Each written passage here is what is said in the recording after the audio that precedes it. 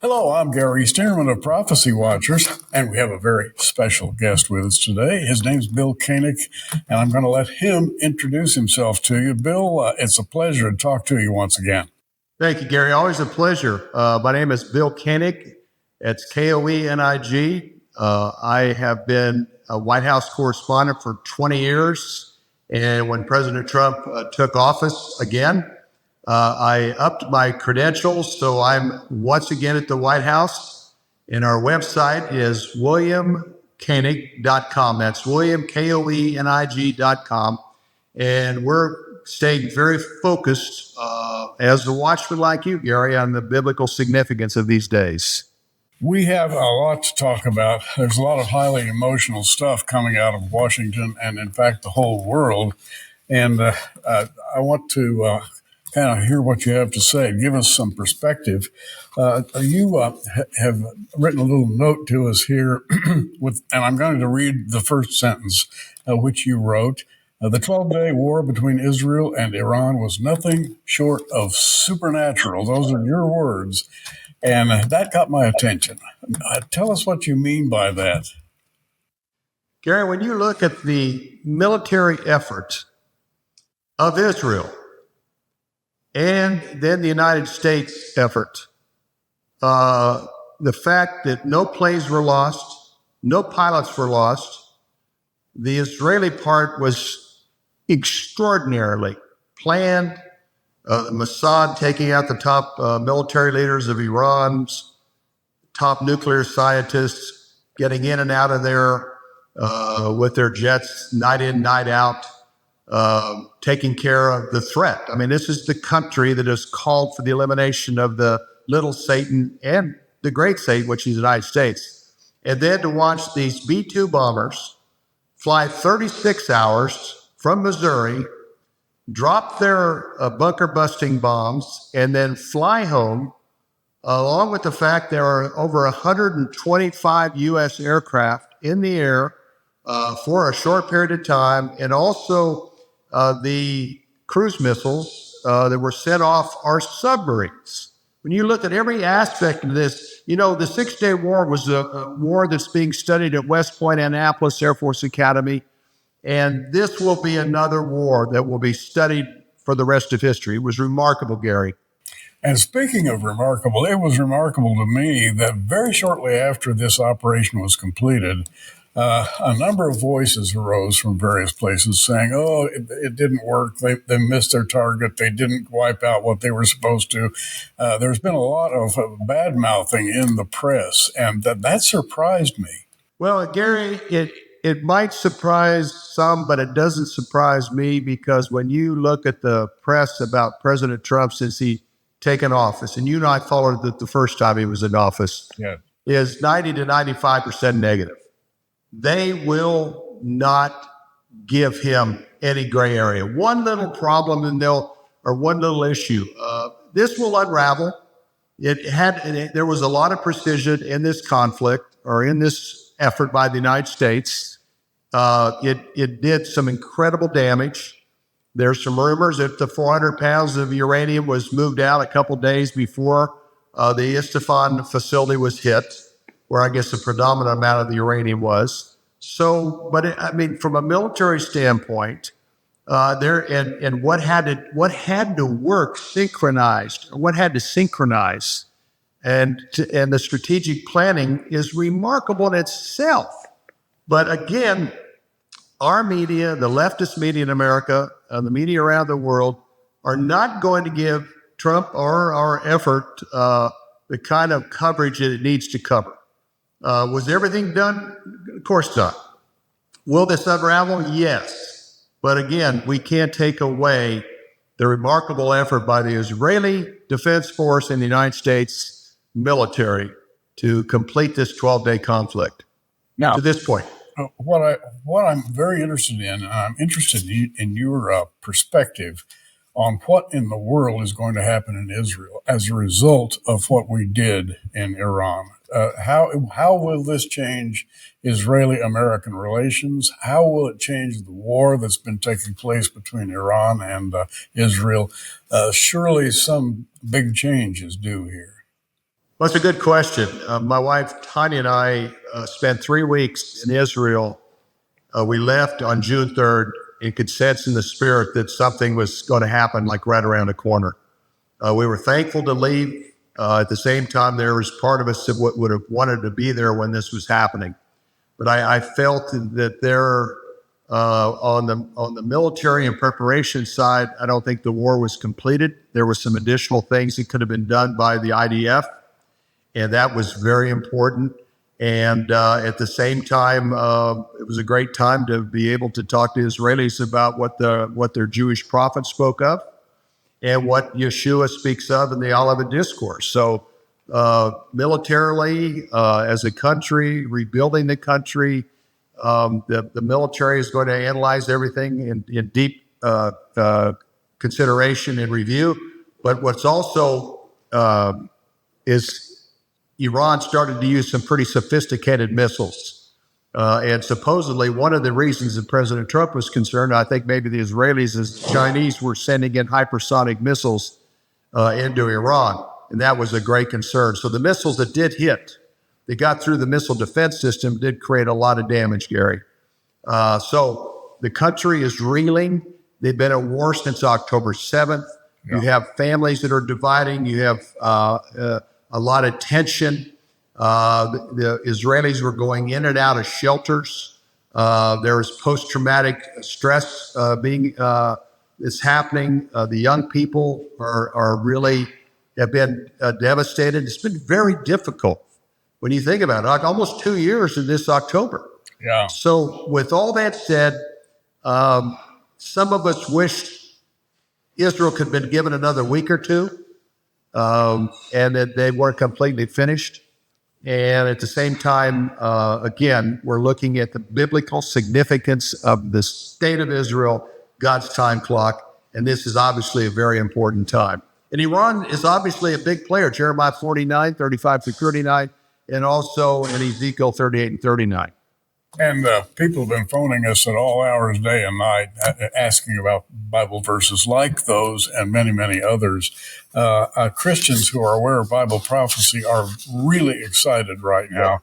And this is unprecedented as much as this Bible study that's going on today, and the phone calls we're getting here at Prophecy Watchers. It's really exciting, and yet in a way, you have a little trepidation about what in the world is going to happen, and we certainly are praying for Israel that further attacks will not befall them, although the attacks were coming thick and fast, even as those bombs were coming down in Iran. So what do you think is going to happen next there in Israel?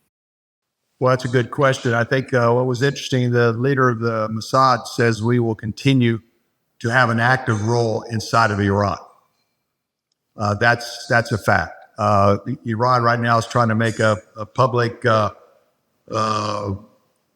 example of people that supposedly were providing information to Israel. So there's a fair amount of public assassination or shootings, and that's going to be a big factor. But nonetheless, the Mossad leader says we will continue to have a significant role inside of Iran.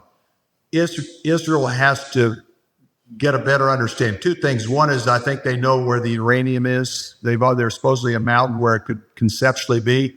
I don't know what they do with that at this point, but they're concerned about that, obviously. Number two, they have to be concerned about the weapons. You know, here's Medvedev, the former president of Russia, that said a couple days ago, will the nations need to provide nuclear weapons to Iran? So that's a concern. Israel's intelligence needs to really keep an eye on that.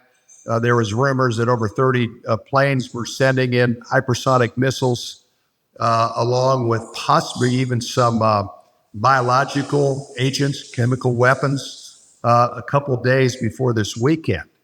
And even the Sunni countries in the Middle East that are threatened by the Shiite leadership of Iran told their people to be in a period of caution.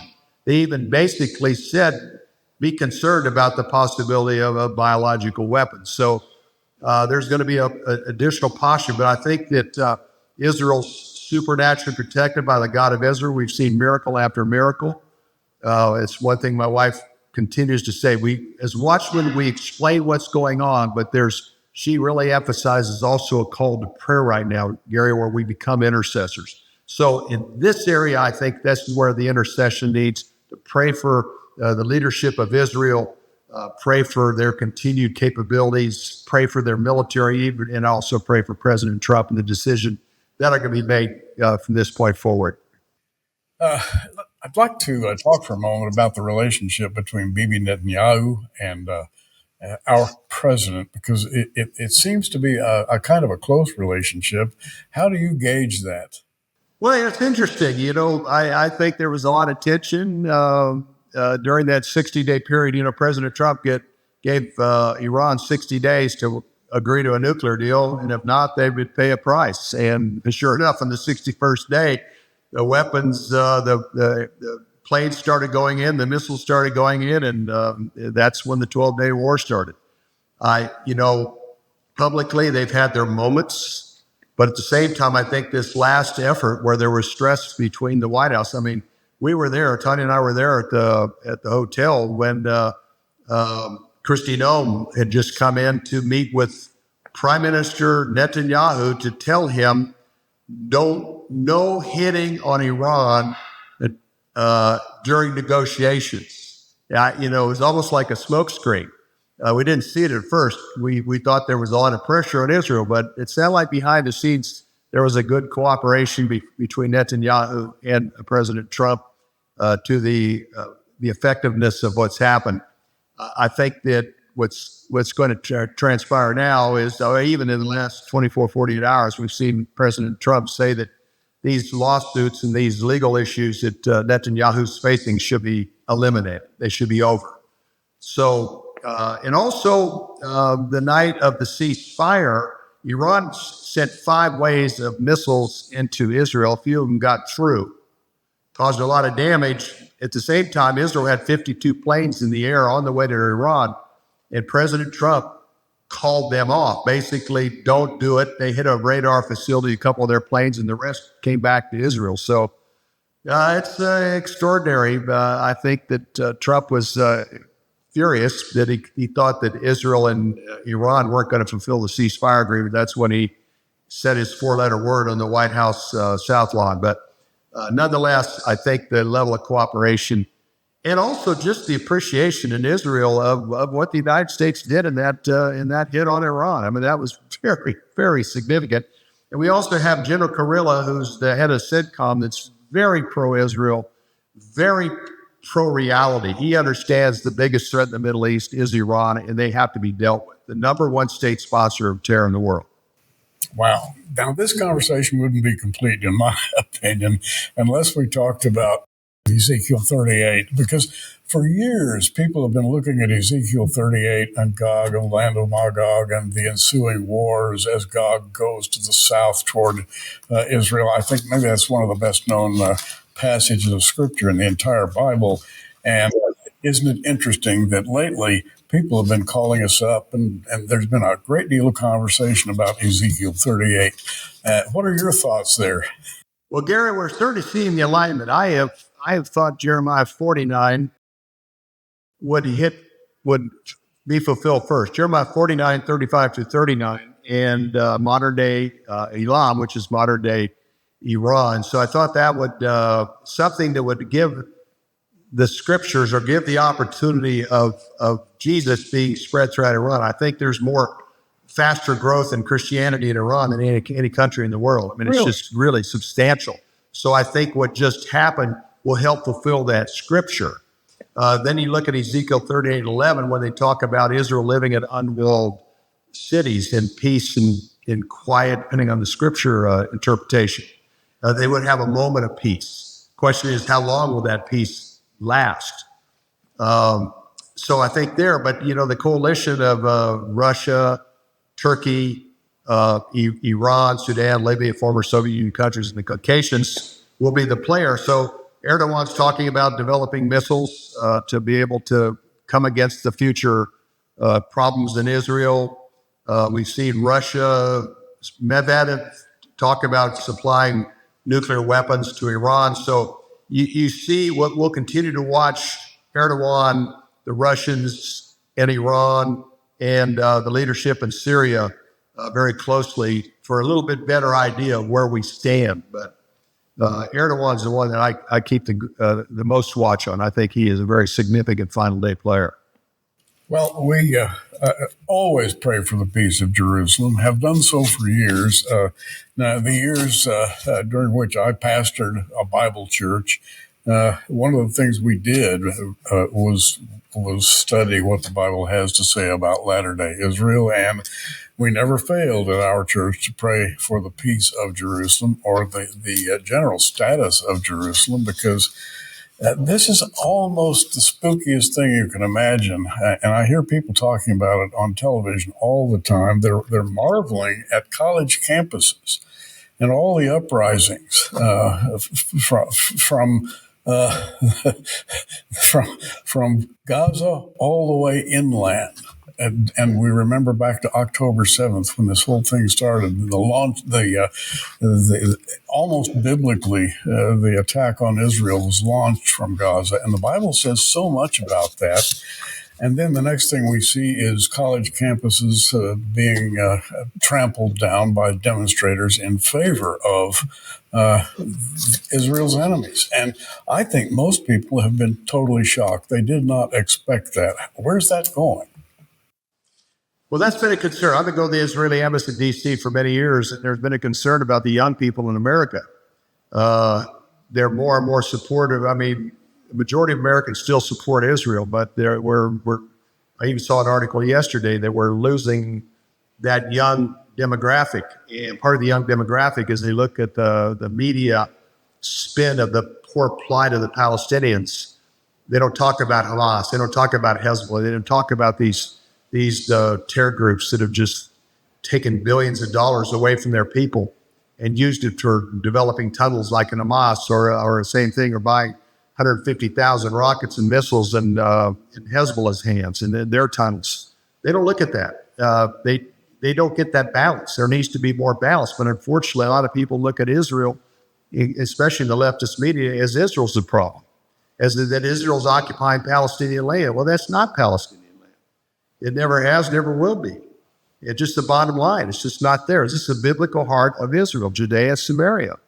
And Israel's only on a small percentage of what was intended for them in the first place. So, Gary, part of the thing in America and even around the world is I've seen TikTok used for the advantage of the Palestinians. They've incited problems even inside the country of Israel. And I think that these social networks and others need to do a better job of explaining the true situation. They don't talk about the 3 billionaires that were the leaders of Hamas living in Doha. They don't talk about the Arafat and all the money that they absconded and didn't use for the Palestinian people. The EU asked the Palestinians for an accountability of the $5 billion they sent to the Palestinians. Then Abbas said, yeah, I'll do it. And they never did it. So there's just a lot of truth that needs to hit the social networks in the channels where these young people get their information. And we're also seeing a slippage in the Democratic Party, Gary. How do you suppose we can proceed in that way to reach, I suppose, young people from 18 to 25, perhaps? Those are the ones I see marching in the streets. How do you reach those people with the biblical message? To me, it almost seems impossible. They're doing anything but listening right now. It is. It is almost all but almost, yes, impossible. Yes. I think that you just have to use X. X has been open, and Facebook. Others used to anything that was super pro-Israel or the truth, it would get kept. We put things up on YouTube, and our other ministry friends have put things up on YouTube, and it's been stopped. That's pro-Israel or speaking the truth about radical Islam. It gets blocked. So I think I pray the social networks, X. I don't know about Twitter. I mean, not Twitter, but TikTok's got their own agenda, and it's still manipulated by Chinese, and they know the algorithms. I heard a guy that explains they have 3 or 4 distinctive algorithms. They know exactly how to incite over TikTok. That's a danger of TikTok. I know the incitement. I was talking to a fellow in Israel. He said that, the Palestinians use TikTok, where we used to not have problems in our Palestinian communities, but TikTok has been used to incite them against Israel. So it's tough, Gary. It's just tough, but you just got to keep putting the truth out, and backing it with prayer, and hoping this will get in the hands of people that can definitely spread it. And but it is a challenge. Well, back to politics, and after hearing your response to that last question, it's a puzzle, and I think it requires a lot of prayer for us to understand exactly how to reach people who don't understand what Israel really is in this world, and the importance of Israel. Israel is, in fact, probably the most important small piece of real estate on planet Earth today. And people just don't understand that at all unless they have, thoroughly read their Bibles. But the thing that I would like to talk about next, Bill, is our own government. How are they situated going forward to have workable relationships with Israel? In the past, the Democrats and Republicans were pretty much eye to eye on issues having to do with Israel. There was a great bipartisan support of Israel, but what has happened is the progressives have more influence in the Democratic Party. Even looking at this gentleman that just won the Democratic primary in New York. I mean, he's a socialist, but he's also a Shiite Muslim. And he has a lot of influence on the progressives in the Democratic Party. So I continue to say, when I speak to audiences, Israel's greatest friend is the Republican Party in Congress, almost to the person, whether it's in the House or whether it's in the Senate, and certainly in the White House. They're very supportive of Israel. But we're seeing continued slippage in the Democratic Party toward their attitude and opinion of Israel, and this is very, very concerning. Yeah. Well, I hear the term used these days, Islamic socialism, or socialist Islam, which is very surprising to me. I did not see that one coming. I know it, Gary. I know, and I thought in New York City, just example, in New York City, I thought Como would have no problem getting the Democratic or winning the Democratic nomination, but he didn't. This fella that's there has got a lot of people worried, including a lot of Jewish people who live in New York, and very concerned. And he was even asked if Benjamin Netanyahu came to the United States, would you arrest him? He goes, yes. We're not accountable to the International Court of Justice or anybody else. Yes, we would. And that's obviously a big concern. I mean, here's a potential mayor. The election's in November, and it'll be a close one. And it's very important that Adams continues to be the mayor. But that example right there, the mayor of New York City that said he would arrest Benjamin Netanyahu if he was there for a UN meeting, is just hard for us to comprehend. Well, we also find socialist Islam in Europe too. And how familiar are you with what's going on there relative to Islam invading Europe? Oh, well, my wife lived in the Netherlands for 32 years, and we were in Amsterdam and Rotterdam and The Hague last year, and it's very significant. I think in the Netherlands, about 16, 17 million people. There's almost 1 million Muslims that are now in the Netherlands. And they're starting to walk the streets. You can see the attitude. You saw the problems in Amsterdam between the Arabs and some of the Jewish visitors. And it's very prevalent. I mean, France, you have 6 million Muslims that live there. 600, I think it's 600,000 Jewish people. Areas of the UK, same thing in London, Londonstone. Yeah, it's very prevalent. It's spreading quick, and it's in some ways conceptually what can happen here in America unless we wake up. Well, I know I'm waking up, and I'm trying to wake up as many people as I can reach.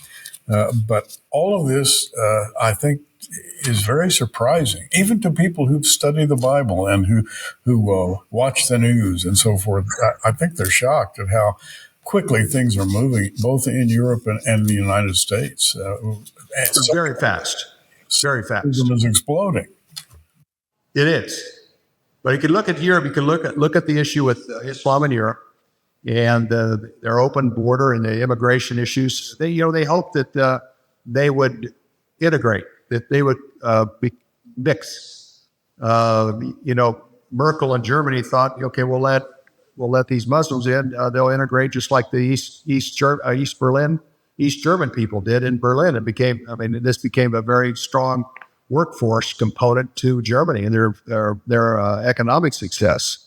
But they don't integrate. They stay to themselves. They have their own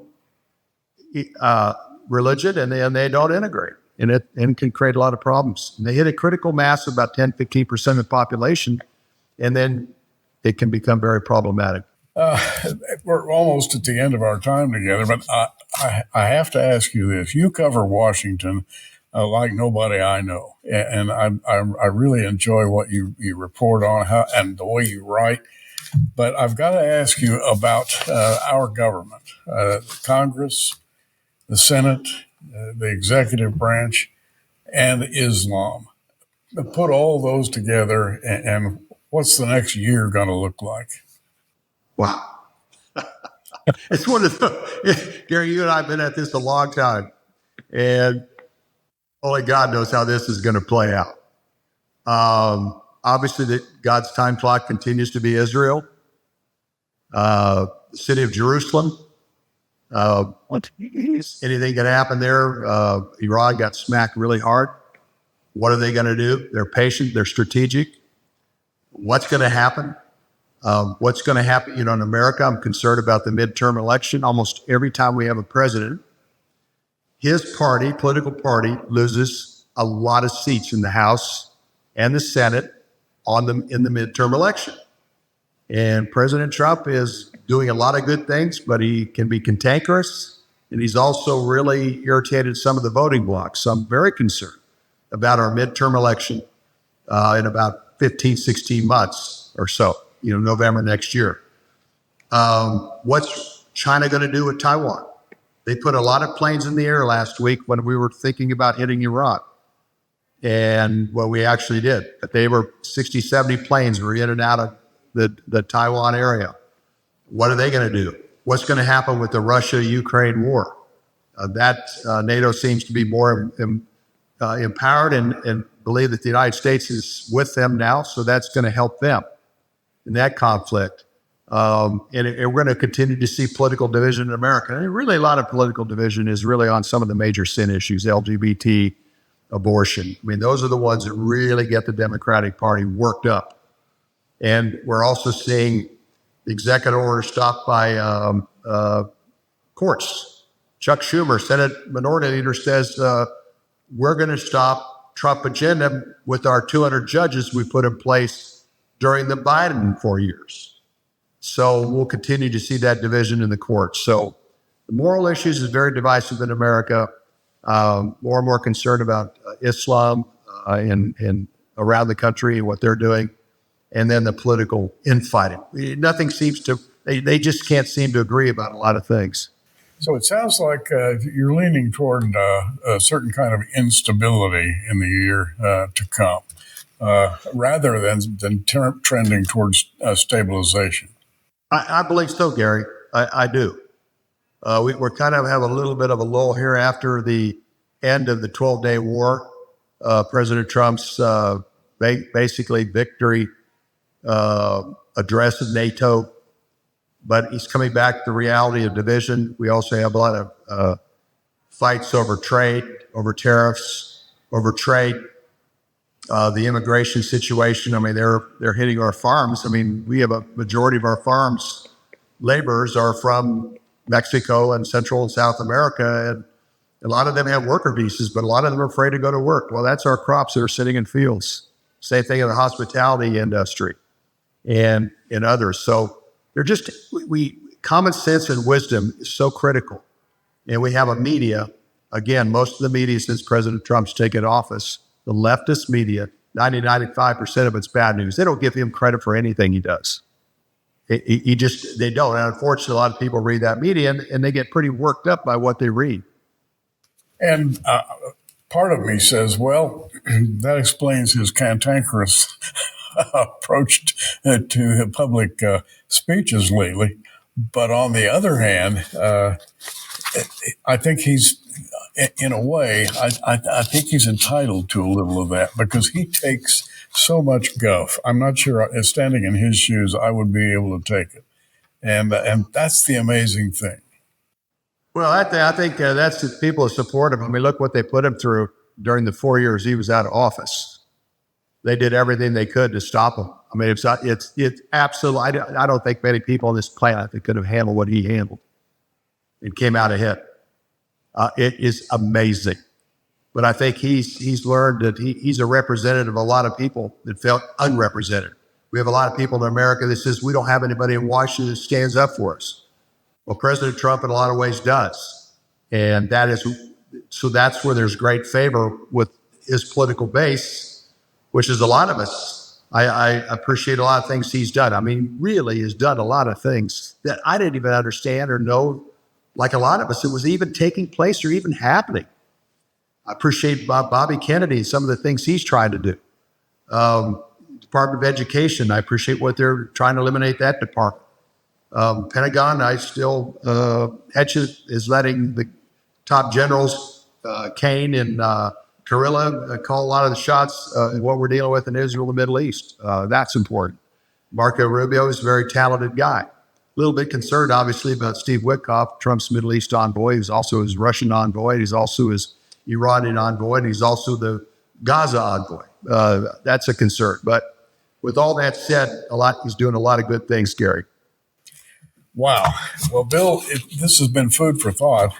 And I have to tell you, two thoughts kept rolling over in my mind as you were speaking, and that is pray for the peace of Jerusalem and pray for Donald Trump. For sure. Absolutely, Gary. Absolutely. He's God's man for the hour. He put him there for a purpose. I think Mike Huckabee's text to him about that was a significant text, and also probably had to do with him it was probably one of the final decision points of going in and doing what he did with Iran. And yes, he's the man of the hour, the God's man of the hour, and we need to pray that he opens his Bible and starts getting a little bit more familiar with his very significant biblical role. And surrounds himself with good advisors. Absolutely. But Bill, it's always great talking with you. Let's do it again soon.